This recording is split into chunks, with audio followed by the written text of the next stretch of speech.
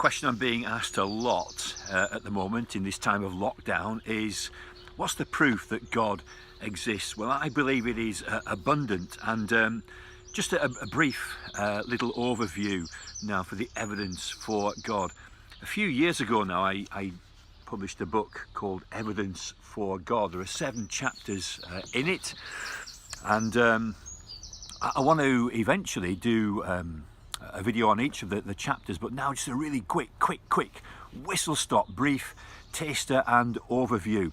The famous author who died recently, John Mortimer, who wrote Rumpole of the Bailey, he was a QC himself, and once at a drinking party, a bishop asked him, Mr. Mortimer, why don't you believe in God? And his answer was this: insufficient evidence, dear boy, insufficient evidence. Well, I believe there's an abundance of evidence for God being there. I've got 7 points I want to rapidly make. They all start with the letter C for our memories. First of all, creation.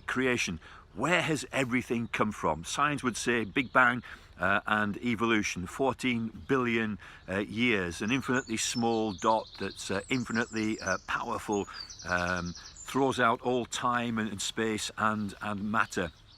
But is that true? That's a matter of faith also. There are 3 possibilities for the origin of the universe. First of all, did it make itself? Well, that violates the first law of thermodynamics. Energy can neither be created nor destroyed. Is the universe eternal? Has it always been there? That would violate the second law of thermodynamics on entropy. Entropy increases within a closed system, so it cannot be eternal. Third possibility is that some being, what we call God, made it. But the question then comes, where did God come from? Well, by definition, God is eternal.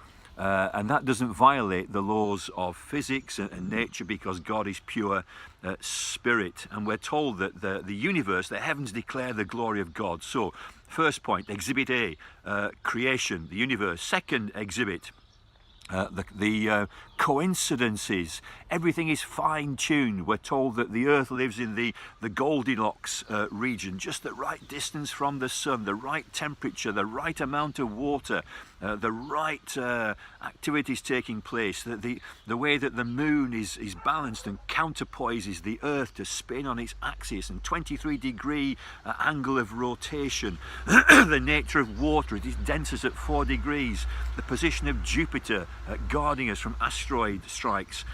If the universe declares that God is there, coincidences tell us that God is good and benevolent and not malevolent.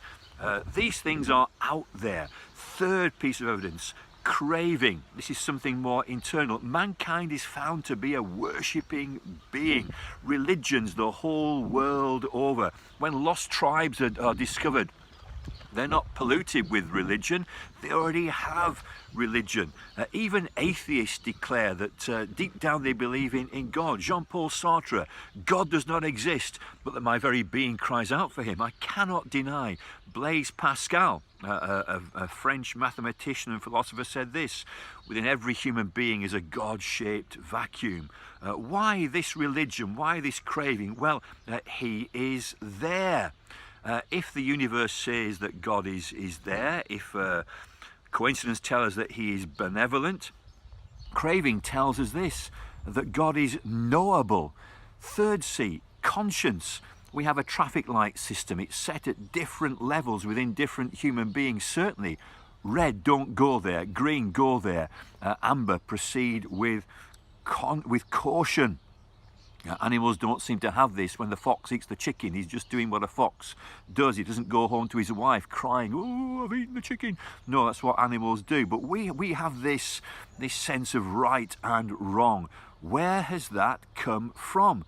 Well, it's part of the soul that's within us. We're made in the image of God. And conscience tells us 2 things. God is good and right, and he's the eternal ultimate judge, and I am wrong. I get things wrong.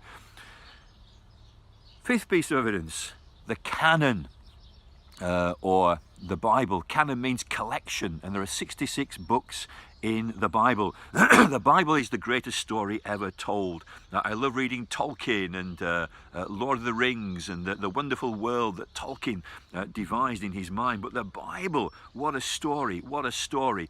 In a nutshell, God creates mankind to know him. He makes a universe for them to enjoy and that displays God's glory. But man fell. He made a decision to go against God and go his own way. At that point he dies. He's dead spiritually. He's cut off from God. He dies physically. He'll die eternally. But God doesn't want that. So right at the point of the fall, he announces the rescue plan. And throughout the Old Testament, in pictures and prophecies and types and shadows, it's pointing towards one who will come. Matthew, Mark, Luke and John, he arrives. The rest of the Bible tell us what it all means. Jesus came to take away our sin, our biggest problem. And he did it by dying and rising again from the dead. One central message of the Bible. Despite 40 different human authors, despite 1,500 years, if you put the canon collection together, it's giving one unfolding message because there's one superintending author, and that's God himself. Now then, that's canon.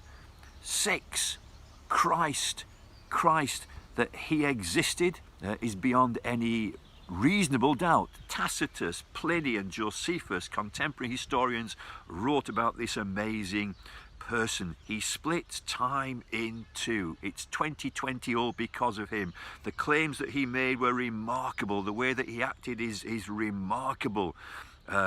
Why did he come into the world? To take away the blockage between us and God. We can't do it. Religion can't do it. But God comes from the outside to do it for us. Is it true that he's the Son of God? It all hinges on his resurrection. Did he rise from the dead? And we'll think about that when we look at in more detail. Finally, number 7, Christian experience. Now, the other pointers were objective, solid. You can look at them. This is subjective. It's my personal experience of God through Jesus Christ.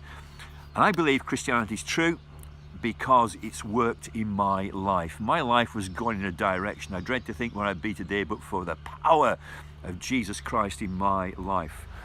At a point in time 44 years ago, I saw my sin. I saw Jesus as the Son of God who lived and died and rose again.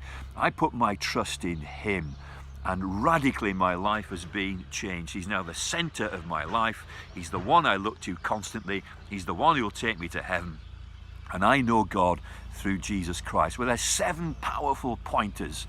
I want to look at each one individually in a series of videos. But there's a little bit of a taster. John Mortimer, insufficient evidence. I believe that the evidence is conclusive and it points towards this awesome being of God. Evidence for God.